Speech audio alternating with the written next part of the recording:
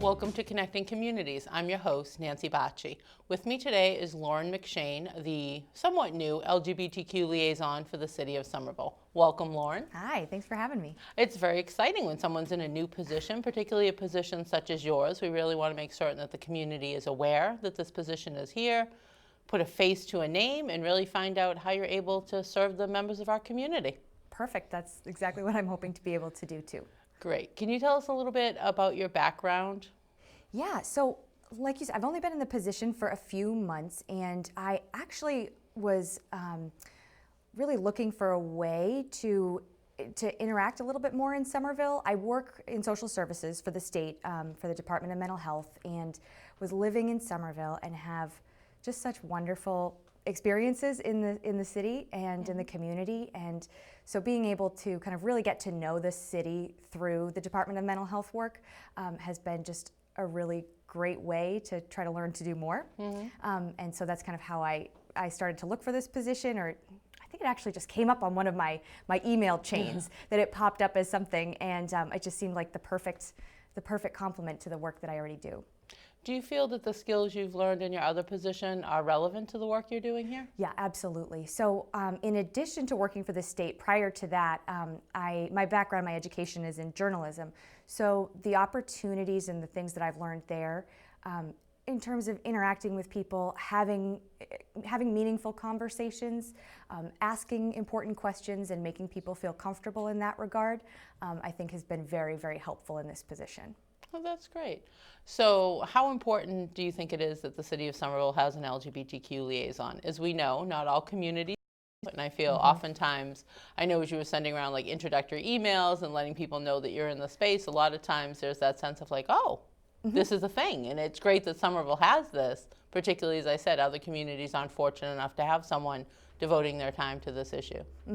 I think it really is a testament to the city in itself that you need a liaison, that maybe you don't necessarily need one person to bring up all of the issues and the concerns that meet the LGBTQ community, but somebody to interact with the rest of the community and try to put people in touch with the resources that are already here. I think that speaks a lot to the schools, the businesses, and the organizations here who are already doing so much work to meet the needs of that community. It's interesting too, as you think of, Somerville's in the forefront of news all the time now. We're a model city, bike friendly, walking friendly, all of these sorts of things. Pardon me. And sometimes it's interesting when you talk to people who are, generations old families here, or people who are newer to the city, and really talking about the sense of feeling welcome here, which it's amazing. As a resident yourself, it's a great place to be for all of the reasons. But I think as we continue to hear more and more from residents about a variety of things, we continue to hear really the sense that everyone feels welcome here, which is just so important. Absolutely. Absolutely. And what you were saying about, the different generations that are here, and, we talk a lot about the demographics in Somerville and how it's changing, and the fact that it can still feel so accessible and so welcoming, I think just says a lot about the residents who have been here for as long as they have, and then the newer people like myself who are coming in, and what we're trying to do to shape and help and support the community also. It's interesting. We'll talk a little bit as we get further into it, but about the potential, the partnerships, GSA, the Council on Aging. There's really a lot of opportunities to continue to expand on the work that's already happened and really become creative and look for new ways to make connections within the community, as well as with allies, which are such an important support base. You took the words right out of my mouth. Sorry. You're answering my question. But yes, and I think that was actually one of the things that was maybe not most surprising, or let's say a welcome surprise when I first started in the position, that it wasn't necessarily, okay, I'm the LGBTQ liaison and I have to start cold calling all of these businesses to, hey, here's my work and here's what I can do, but realizing that there are already so many things happening in the community with all of the organizations that you mentioned, and being able to be a representative of the city and support them and add my own 2 cents and listen to other residents and add their 2 cents too, to try to be as helpful as possible. I think it's important to know too, this position is cited in the Health and Human Services Department, which really, by virtue of all of our work, when you think of all the divisions that are encompassed within that, it's all about really, cradle to the end of life. I mean, we have partnerships through our Summer Promise, Summer Baby, all the way through our Council on Aging. So it really is amazing when you think of all the ways that we're able to connect with people's lives. So it's really great to have all of these opportunities available within this one department. So as you said, when you reference cold calling, for us, it's a warm handoff when someone makes the connection and you're like, you know, you're dealing with someone, as a colleague, maybe dealing with someone who's interested in a summer job, and then you find out the parent has a concern about something else. You can connect them to a social worker, and they're serving as a caretaker for an older relative. So it's the circle to the Council on Aging. It's just all encompassing, it feels like. It really is. It's almost like the work just comes so naturally and organically. I don't think that, you know, this is a part-time position, so when I do get to go into the office and meet other people within the department, I don't think there's been a single meeting where there hasn't been an exchange of ideas or a discussion about how we could collaborate going forward, and it's just a very exciting group to be a part of. Well, I'm glad. You came on board at a time we gave you a little bit of time to settle in. We usually like to throw people right into the deep end of things. You had a little bit of settling in time, and then a lot of things kind of happened very quickly. Yes. So June one of was busy. Is busy. It was a lot. It's great. As you know, we're in June now, so we are celebrating Pride Month for the entire month with a variety of things going on, which kicked off this year something new that our partners at Federal Realty Investment Trust did the first time. They did a flag raising over there, and you were invited to participate. Tell us about that connection in the event. I was. It was a great event to kind of kick off everything that was going to be happening through the rest of June, and to be able to be there from the city and represent you know, not only the Somerville community, but the LGBTQ community. So this was, like you said, it was the first time that Assembly Row was going to be unveiling their Pride banner, and it's something yearly that they want to continue doing. So it was really just a beautiful setup with a few other speakers and people from local organizations who were there to really show appreciation for the businesses that were there, who are taking those extra steps and who are making concerted efforts to, you know, to really prioritize the needs of the LGBTQ community. So it was great to be able to be a part of that. It was a beautiful event too. It was. I mean, they and it's really all still up now too. Right. It's they so had beautiful. the great space, and then the actual unveiling of the banner, which had been designed by a different partner of theirs. So it was really amazing to just see the banner. Even you go see it over the water now, and it's just so big and it's bright, and they still have this great, you know, rainbow fencing that's there, and there's chairs and there's beautiful flowers, and it's really a great place to be at. It's been nice in the past few weeks to see so many other people you know, really taking advantage of the space. It definitely, I've seen quite a few people use it for photos. It's been showing up in a lot of different things. So it's really nice. And as you said, it's a lot about just the integration into community. Like it's great that we have, you know, Pride Month, but the reality is people are our friends and neighbors throughout the year. It's nice to do the celebratory part, but to realize we need to be cognizant that people have needs throughout the year and make certain, that's why I said we're so fortunate to have someone like you who's in a position with others to get them resources they need. Yep, absolutely. And I think we had kind of discussed that that was one of the benefits of being able to have such a strong presence during Pride Month, is it was a great chance to just kind of put my face out there and make sure that people knew that this resource was available, so that when, I don't want to say when the celebration, but when all of the excitement of Pride Month kind of dies down a little bit, we know that there's somebody within the city to be able to kind of guide the rest of the work that needs to be done through the remainder of the year. Yeah. And I think in the anticipation building up to Pride Month is always super fun. Yeah. You know, it really is figuring out what it's going to look like, and that leads us nicely into the big gay dance party. So Assembly Row did the kickoff the very last part of May in order to get it up for the entire Pride Month, and then the city, in partnership with the Arts Council as an arts union event, hosted the third annual Big Gay Dance Party. Which was bigger and gayer than every year possible. Dancier, maybe? And dancier, absolutely. There were a lot more sparkles and excitement and fun. Yeah, this was a wonderful, like one of those other great collaborations that got to be one of my first experiences working within the city. That the dance party this year happened on it ended up being a pretty beautiful Saturday. First time in its history. Which is the first time I'm told in its history. And down in Union Square, even with the construction and things that might turn some people away, there was an amazing turnout, and it really was fantastic to see over the period of time that it was held. Kids coming in, families coming in, youth coming in, teenagers, and then older adults, and it was a great mix. We had some wonderful resources from the community and from local organizations around, Respond, Glass, Bagley. All of those representatives got to come and give out resources, and again, exchange ideas and share with what else is going on around them. So it was a lot of fun. It was a lot of fun. Talk to us a little bit about the project you had at the Health and Human Services table. Oh, that was a pretty one. We actually used that we'll get to it in our next event, but we had just this really beautiful canvas that was just here to say Somerville, celebrating Somerville Pride 2019.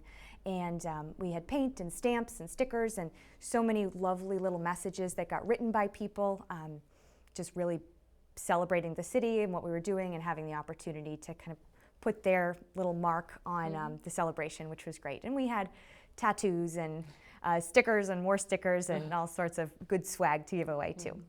I think too it's important when you have events like this, people hear kind of a dance party, but realize too, like there are resource options, as you had said. So creating the partnerships with other organizations, inviting them to table, and providing just a smorgasbord of information out to people, as well as, all the little giveaways, which people love. But I like the fact that with the interactive opportunities at the tables, you had a way, if you were with varying ages of people with you, you had a way to keep them occupied while you were still able to have the conversation, learn the information. Yep, absolutely. All of that was great. And we weren't the only ones to be able to do that. The Arts Council had chalk, and there was other drawing and coloring things going on, and bubbles and all sorts of fun. So you could just come for the fun and the bubbles and the dancing, or you could be there to get some resources as well. So it was a great mix. So then talk to us about the dancing part of the dance party. Oh gosh, I probably should have danced more. I'm not public, but there were some very talented dancers. We had 2 drag performers who drew an incredible crowd and really pulled people together, and it was a very exciting thing to be able to watch and be able to celebrate. The dancing was very enthusiastic. No matter how old you were, I think some of my favorite moves came from the 5-6-year-olds, and they were doing this one. What's this one? The flossing. The flossing. Yeah.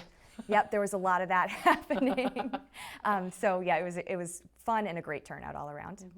That's one of the things too. I always like at these events to kind of like you have to take several steps back because of the crowd, but you just kind of look and see the interactions that are happening that are just kind of like super fun. Anywhere from like, there was probably like a 2-week-old baby in a carriage that was wearing like a pride onesie to just older adults who are just dancing, and it's such an amazing energy that comes from that. And one of the performers I know is a Somerville native, so that certainly always creates kind of like a buzz. I'm not certain of the other one, but just that sense of, people coming out to support in just all the ways possible. And again, the partnership with the GSA at the high school too, which is and they were there, and I know a lot of their members were there, and they were able to table and sell their Queerville t-shirts also, which went very, very well. And it's such a genuine, kind opportunity for people to come to, that it really feels like there's no necessarily other motivations. Nobody's looking for anything. That really is just there to be a part of the community. So it was a lot of fun. It was a lot of fun. I like throughout the year to see the people wearing the Queerville t-shirts, because that was a new idea they did last year, and they actually sold out and ended up having to reissue them because it was such a big push. People just loved them, and then it's a cold Saturday in January and you're out somewhere and someone has the t-shirt on. It's just, I had mine on at the gym, and I was moving some stuff last week, and I got more compliments on that t-shirt than anything else. So yeah, it was wonderful. It's nice. And again, the partnership with them leads us right into the flag raising that we do every year at City Hall. So kind of the impetus for creating the Big Gay Dance Party was we've been hosting the flag raising at City Hall for a number of years. And the mayor comes out, speaks at it every year, but was like, more. Like, what more? What more can there be? What more should we do? And then it said, in partnership with the Arts Council, is like, let's just create a dance party. So just another activity. We know Boston has the Pride Parade, which captures tens of thousands of people. I mean, we're a much smaller city on a smaller scale, but it's just nice to have all these sort of different things. So if you can't make it to one, there's another opportunity available to you. So tell us your thoughts on, so all of these were your first experience with this, but tell us what it was like being part of the flag raising at City Hall. Getting to have all of my firsts happen all at once was very exciting. let's see, so I've lived here for quite a few years now, so every June I see the pride flag, and I've seen our trans remembrance flags and everything else that the city has really prioritized, and it was such a fantastic thing to see. Again, we had beautiful weather. The turnout from the students at the high school, people who were part of the GSA, people who were not part of the GSA, just so many people come and be there and put their hands on that crank and be proud and take responsibility for what they want their city to look like. And so, with that flag there, it is our opportunity to not just have a one-off party and a celebration. It's great, but that flag says that whether you're here, a resident, whether you're driving through, the LGBT community has a place here, and that we value that place, and that we're prioritizing the needs that come with that community. So it was a little surreal, actually. I think I choked up a little bit at that one. It was a very beautiful thing to be a part of.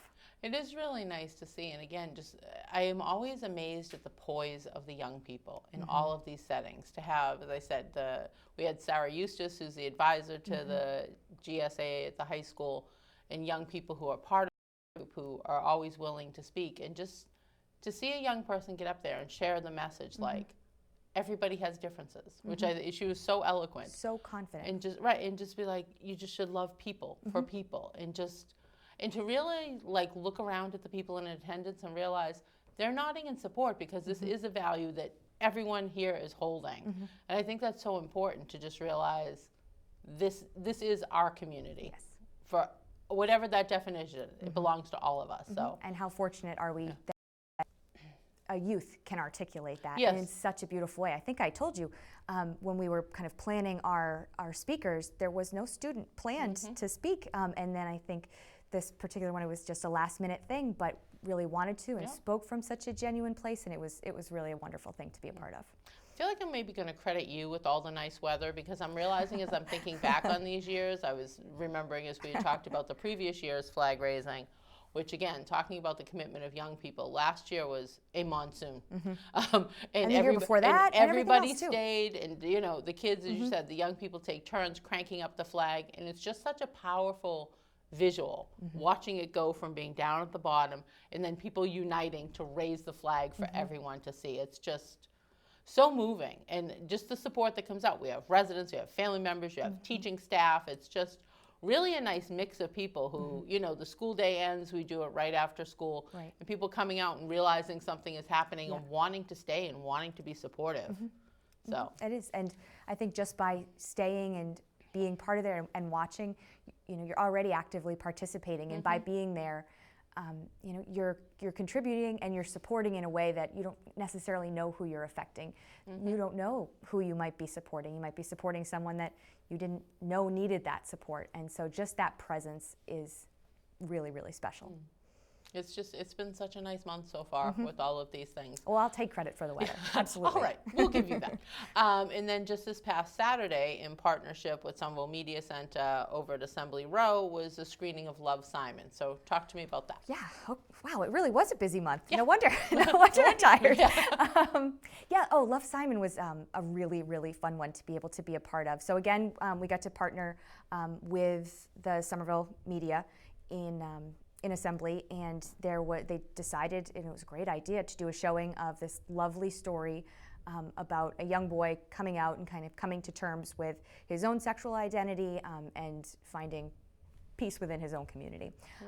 And so it was right at Baxter Park, and they had the big screen, and we got to do the showing. There were a few, myself included, and a couple other local businesses who were there giving away snacks and treats and more swag, and it kind of had almost like a picnic environment. We had a really great turnout, a lot of people who planned to come there, and then a lot of people also who were just shopping, because again, it was a beautiful day, and decided to stay for the movie, and they did, and it was a beautiful thing, again, to be a part of and see how many, again, families, people of all ages were excited to be there. Faces that I hadn't necessarily seen before, because you see a lot of the same people who are excited to celebrate every opportunity, and then this was a nice chance to bring in other people too, who either weren't necessarily from the community but were here visiting and excited to be able to participate. That's one of the best things about having it at a location like that. People just happen upon things. Yep. I mean, it's just, we had that even at the flag raising. Excuse me. There was one gentleman who came, he said, I was waiting for the bus and saw something was going on. I was like, I'll get the next bus and just come up to find out what it is. So I think that too, the visibility is so important as we're looking, whatever kind of work that we're doing within the community, to realize these opportunities for just the spontaneous engagement are so important. Yes, they absolutely are. They are, and it's something that I feel like the whole Health and Human Services Department does really prioritize, is that everybody knows just enough about their whole department and what resources are available that you can be an active participant and an active representation of the city, and as a resident you can do that too. So it's just a wonderful thing to be able to kind of pass that along to everybody else and keep that energy high. That's great. I know you've connected with the library as well. Talk a little bit about that. Oh my gosh, you keep coming up with these things. I have to remember. Yes, the library has been very exciting, and I'm hoping to do more with them going forward.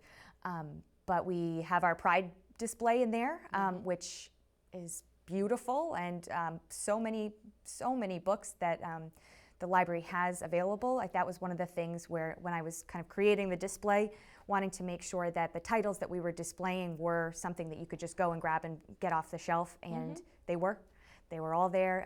We've got kids books, we've got youth and teenage, young adults, and we've got regular adult version books, and things that really just kind of speak to all manner of that community.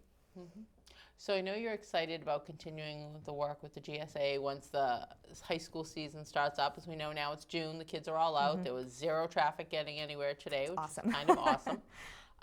And just once they come back on board for the fall, planning ways to continue to become integrated in the work that they're doing and expand on all different partnerships, I think is amazing. As you had indicated too, the opportunities with the library.